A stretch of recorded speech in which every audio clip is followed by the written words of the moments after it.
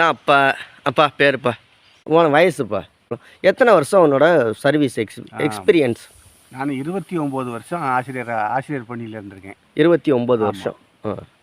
5 வருஷம் தலைமை ஆசிரியராக இருந்திருக்கேன். 5 வருஷம் தலைமை ஆசிரியர். சரிப்பா.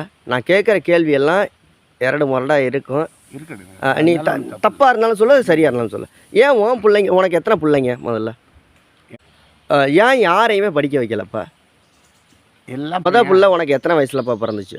பெரிய பையன். ஏன்னா கல்யாணம் வந்து 1975 50 வருஷத்துக்கு முன்னாடி 49 வருஷம் ஆச்சுன்னு வைங்களேன். 50 வருஷம் ஆச்சு. 50 வருஷம் ஆயிடுச்சு. ஆமாம். சரி, உனக்கு எத்தனை மொத்தம் பேர பிள்ளை? எனக்கு இப்போதைக்கு வந்து இப்போ இருக்கிறது கேட்கறதுக்கு வேண்டிய பிறப்பிள்ளையும் சமீபத்தில் இருந்தாலும் இப்போதைக்கு இருக்கிறது வந்து ஒரு முயற்சி என்ன அப்படின்னா, தடவையாக கால் எடுத்து வைக்கிறேன் பாட்காஸ்ட்டில். அப்பா நிறைய பதில் சொல்லியிருப்பாங்க. உங்களுக்கு சாட்டிஸ்ஃபைடாக இருந்தாலும் சொல்லுங்கள். அப்பா தப்பான பதில் சொல்லியிருந்தாலும் அதையும் கமெண்டில் சொல்லுங்கள். கேள்வி கேட்க வேண்டியது என்னோடது. நிறைய கேள்விகள் கேட்டிருக்கேன், நிறைய பதில் சொல்லியிருக்காங்க. ரொம்ப நன்றி மக்களே. ஓகே, நன்றி. தான் அப்பா. அப்பா பேருப்பா. என் பேர் வந்து அதாவது இது இப்போ நான் கேள்வி கேட்கறதுக்கு உடனே சொல்லிடணும், ஒரே வார்த்தை. பேருப்பா? கலியபெருமாள். அப்பா. உன் வயசுப்பா? எனக்கு வயசு 73. சரிப்பா. நீ என்னப்பா படிச்சிருக்க? Bracket B Lit, bachelor of literature. சரிப்பா. உன்கிட்ட எனக்கும் நிறைய நண்பர்கள் இருக்காங்க. இப்போ அதாவது நீ சொல்லி கொடுத்த நண்பர்களும் நீ உன்னை படிக்க வச்ச நண்பர்களும் எத்தனை வருஷம் உன்னோட சர்வீஸ் எக்ஸ்பீரியன்ஸ்? நான் 29 வருஷம் ஆசிரியர் பணியில் இருந்திருக்கேன். 29 வருஷம். 5 வருஷம் தலைமை ஆசிரியராக இருந்திருக்கேன். 5 வருஷம் தலைமை ஆசிரியர். சரி, ஓகேப்பா. இது தொடக்கப்பள்ளி தலைமை ஆசிரியர். சரிப்பா. நான் கேட்குற கேள்வியெல்லாம் இரடு முரடாக இருக்கும். இருக்குதுங்க. நீ தப்பாக இருந்தாலும் சொல்லு, சரியாக இருந்தாலும் சொல்லு. ஏன் உன் பிள்ளைங்க, உனக்கு எத்தனை பிள்ளைங்க முதல்ல? எனக்கு 3+1, அதாவது 3 ஆண் குழந்தைகள், ஒரு பெண் குழந்தை. சரிப்பா. பொண்ணு, பெண் குழந்தை. ஆமாம். ஏன் யாரையுமே படிக்க வைக்கலப்பா? எல்லாரும் படிச்சிருக்காங்க. குறைச்சலாம். இங்கே பார்த்து சொல்லுப்பா. இங்கே பார்த்து சொல்லுப்பா. இங்கே பார்த்து. அதாவது மூத்த பையன் 12th வரைக்கும் படிச்சிருக்கான். அடுத்த பையன் 10th வரைக்கும் படிச்சிருக்கான். அடுத்த பையன் 9th வரைக்கும். அதுக்கு மேலே அவங்க படிக்க வைக்கிறதுக்கு என்கிட்ட எல்லாம் பொருளாதாரம் இருந்துச்சு. எல்லா சூழ்நிலை பொருளாதாரம் இல்லைங்கிறியா? இருந்துச்சு எல்லா பொருளாதாரம்லாம் ஏன்னா பொருளாதாரம் அளவு படிக்க வைக்கிறதுக்கெல்லாம். ஆனால் வந்து சின்ன வயசுலேயே பிள்ளைங்கள்லாம் சம்பாதிக்கணுங்கிற ஒரு நோக்கத்தில் அந்த எண்ணம் உருவாயிருச்சு. அதனால என்ன பண்ணிட்டான்னா, பெரிய பிள்ளை உனக்கு எத்தனை வயசுலப்பா பிறந்துச்சு? பெரிய பையன். ஏன்னா கல்யாணம் வந்து 1975 50 வருஷத்துக்கு முன்னாடி 49 வருஷம் ஆச்சுன்னு வைங்களேன். 50 வருஷம் ஆச்சு. 50 வருஷம் ஆயிடுச்சு. ஆமாம், 50 வருஷம் ஆச்சு. இப்போ எனக்கு 73 வயசு. எனக்கு 23 வயசில் இப்போ பாட்காஸ்ட்னா நானே ஃபஸ்ட்டு தடவை ட்ரை பண்ணுறேன். ஏன்னா இடக்கு முடக்கா கேள்வி கேட்பாங்க, நீ பதில் இடக்கு முடக்கா. எனக்கு 50 வருஷம் கல்யாணம் ஆயிடுச்சு. 23 வயசு. உன்னோட பிள்ளை எத்தனாவது வருஷம் பிறந்துச்சு? ஞாபகம் இருக்கா? ஞாபகம் இருக்குது. எனக்கு 1975 கல்யாணம் ஆனது. 76லேயே பையன் பிறந்துட்டான். சரி, இப்போ அவனோட கடைசி பிள்ளை எத்தனாவது வருஷம் பிறந்தான்? கரெக்டாக வருஷத்தை சொல்லிடு. வயசு சொல்லுவேன், ஞாபகம் மறந்துருச்சு. இல்லை இப்போ ஞாபகம். இப்போ நீ தானே சொன்ன மறக்கல. ஞாபகம் இருக்கும், அதெல்லாம் ஞாபகப்படுத்துகிறேன். ஞாபகப்படுத்தி சொல்கிறேன். எனக்கு வந்து 36 வயசில் கடைசி பிள்ளை பிறந்துச்சு. ஆமாம், செல்வகுமார் நல்லா ஒரு பையன் பிறந்தான். சரிப்பா. பொம்பளை பிள்ளைக்கு எத்தனாவது வருஷம் கல்யாணம் ஆனிச்சு?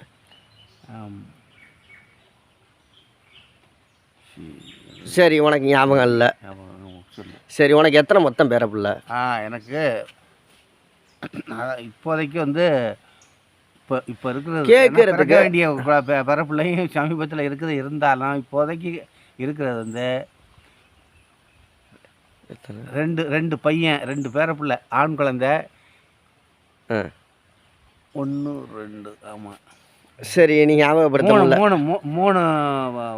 3 பெண் குழந்தை, பேர குழந்தைகள். சரி, நான் என்ன கேட்குறேன் அப்படின்னா, இப்போதைக்கு நிம்மதியாக வாழ்றியா?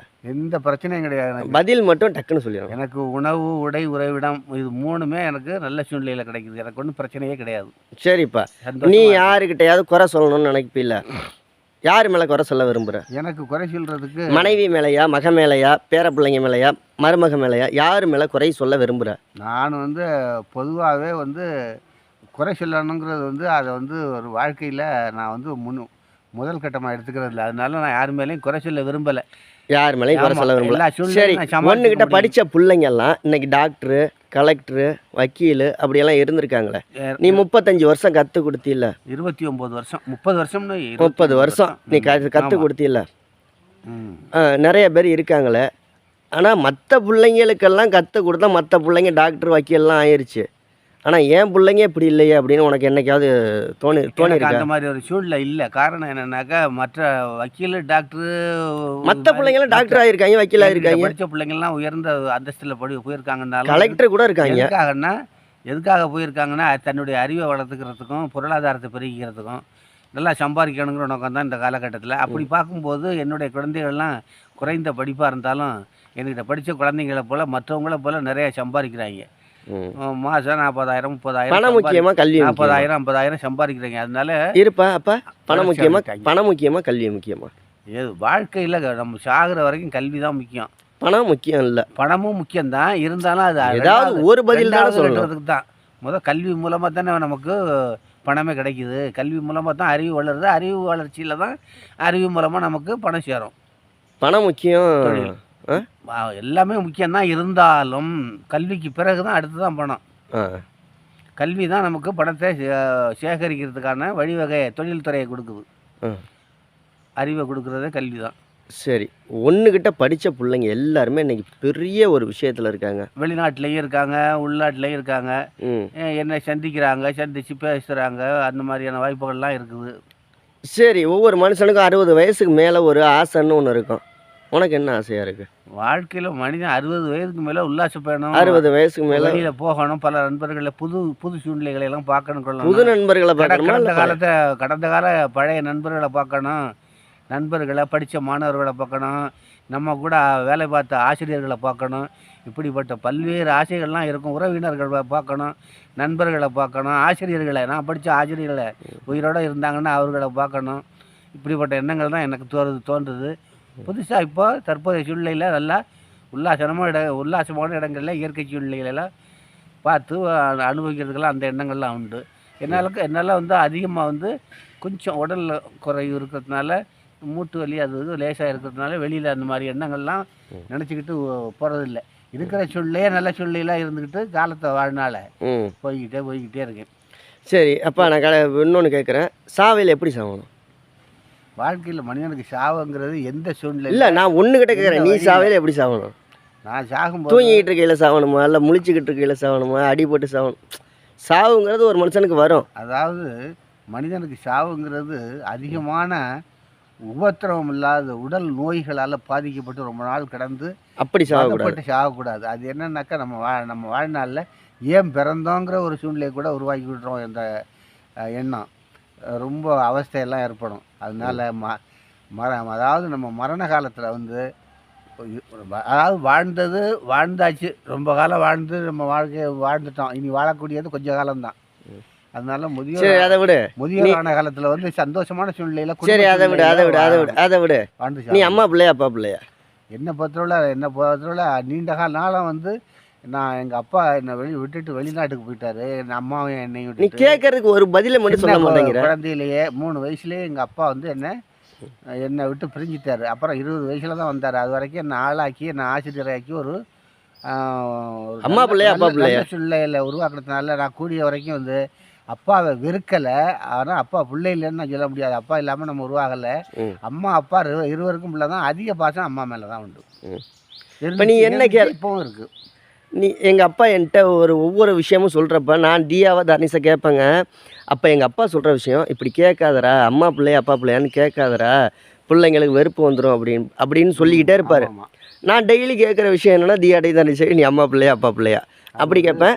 ஆனால் வந்து இப்போ என்ன கேட்டிங்கன்னா அம்மா பிள்ளையா அப்பா பிள்ளையான்னு நான் அப்பா பிள்ளை. ஏன்னா தாய்க்கு தலைப்புல தகவனு கிடக்குட்டி. கேள்வியில் சில கேள்விகள் வந்து பதில் சொல்ல முடியாமல் இருக்கும். அம்மா பிள்ளையா அப்பா பிள்ளையா என்ன சொல்கிறதுக்கு என்ன இருக்குது? அப்படி அம்மா பிள்ளை அப்பா பிள்ளைனாக்கா அம்மா அப்பாவுக்காக பயந்துக்கிட்டு அவங்கள வச்சுக்கிட்டு சொல்கிறது இல்லை. தனிப்பட்ட முறையில் சொன்னாலும் கூட பொதுவாக யாருக்குமே தாய் பாசம் தான் அதிகமாக இருக்கும். அதே மாதிரி என்னை பொறுத்தளவுலையும் அதிகமாக தாய் பாசம் தான். தாய்ப்பா நீ உனக்கு ஒரே ஒரு பிள்ளை, எங்கள் அப்பா யாருன்னா ஒரே ஒரு பிள்ளைங்க.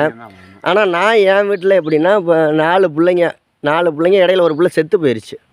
ஆமாம், ஒரு குழந்தை இறந்து போயிடுச்சு. 5 பிள்ளைங்க. 5 பிள்ளையில கடைசியாக பிறந்தது நான்னா அது எங்கள் அப்பா பிள்ளை தானே. அது ஒவ்வொருத்தவங்களுக்கும் ஒவ்வொரு இது. தாய்க்கு தலை புள்ள தகப்பனுக்கு கடை குட்டி அப்படிங்கிற மாதிரி. சரி அப்பா, உனக்கு பிடிச்ச சாப்பாடு? நான் பொதுவாக இல்லை ஒரே ஒரு ஒன்றே 50 டக்குன்னு சொல்லு.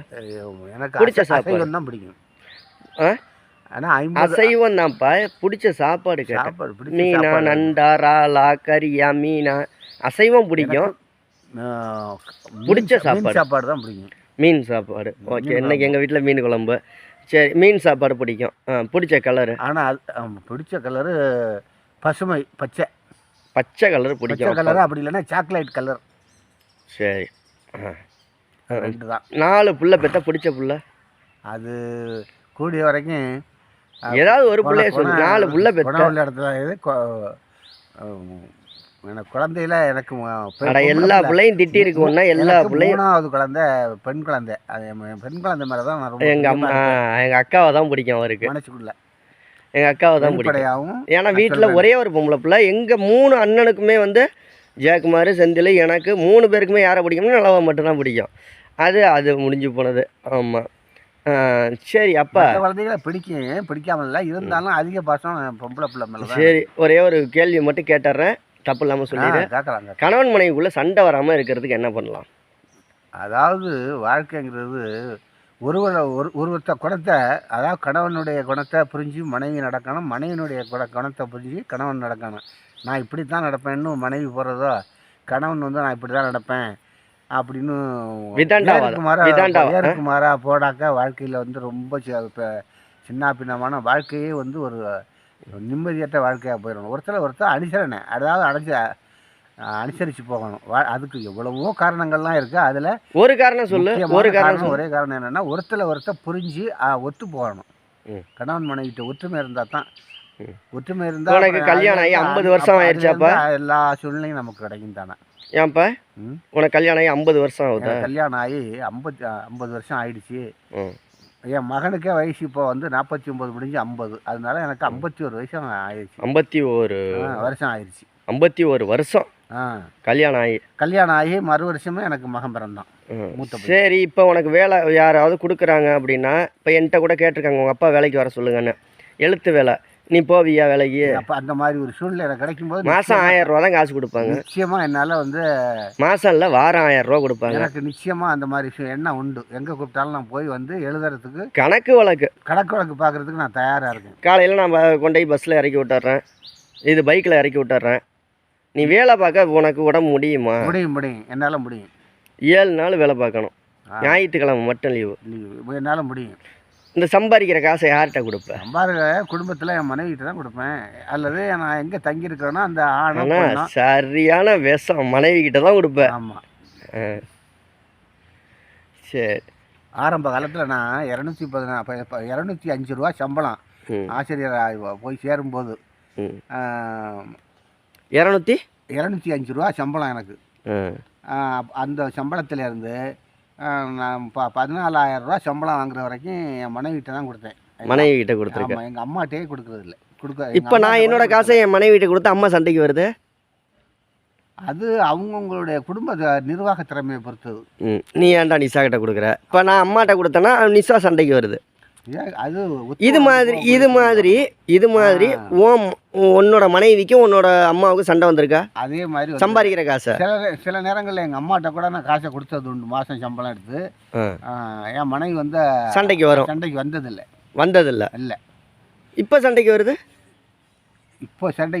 காரணம் வயசாக ஆக மனிதனுக்கு ஒவ்வொரு ஆசையும் அதிகமாகிடும். அது மாதிரி காசு மேலே ஆசை, பண ஆசை அதிகமாகும் வயதாக. இப்போ நான் அம்மாட்ட காசு கொடுத்தேன்னா நிஷாவும் சண்டைக்கு வருது. ஆனால் அந்த காலத்தில் அப்படி கிடையாது சண்டை. அப்போ அதாவது என் புருஷன் சம்பாதிக்கிற காசை என்னகிட்ட கொடுங்க. இப்போதைய காலத்தில் வந்து கணவன் வந்து ஒரு குடும்பத்தில் இருக்கும்போது ஒருத்தன் கல்யாணம் ஆன வந்து தன்னுடைய தாய்கிட்ட வந்து வருமானத்தை கொடுத்தா அந்த குடும்பத்தில் பல்வேறு பிரச்சனைகள் உருவாகிட்டு தான் இருக்கும். அதுலேயும் குறிப்பாக சொல்லப்போனாக்கா மனைவிக்கு பொறுக்காது. ஏன்னாக்கா எந்த நேரத்தில் மாமியார்கிட்ட எந்த சூழ்நிலையில் காசு கொடுக்க மாமியால் வந்து நம்மகிட்டேருந்து நம்ம குடும்பத்தை விட்டு பிரிக்கணுங்கிற சூழ்நிலையில் உள்ளது தான் 90% அப்பா வீட்டு நான் இந்த ஒரு முயற்சி பண்ணி பார்த்தேன். பாட்காஸ்ட் அப்படிங்கிறது என்னென்னா, நம்மளாம் மூஞ்சை பார்க்க மாட்டாங்க, முகத்தை பார்க்க மாட்டாங்க, நம்ம பேசுகிறத நல்லா கேட்பாங்க. ஒருத்தவங்கள்ட்ட ஒரு சில கேள்விகள் கேட்கலாம். இதுக்கு பேர் தான் பாட்காஸ்ட் அப்படிங்கிறது. ஒரு சில கேள்விகள் கேட்கலாம். அவங்க வந்து கரெக்டான பதிலை சொல்கிறாங்களா, இல்லை ஏமாத்துறாங்களா, பொய் சொல்கிறாங்களா அப்படிங்கிற ஒரு விஷயம் தான் பாட்காஸ்ட் அப்படிங்கிறது. நான் சிறப்பாக எடுத்துட்டேன். பார்ட் 2 வேணா மக்களே, நான் அப்பாட்ட நிறைய கேள்வி கேட்க வேண்டியது இருக்குது. நான் கண்டிப்பாக அப்பாட்ட கேட்டு சொல்கிறேன்.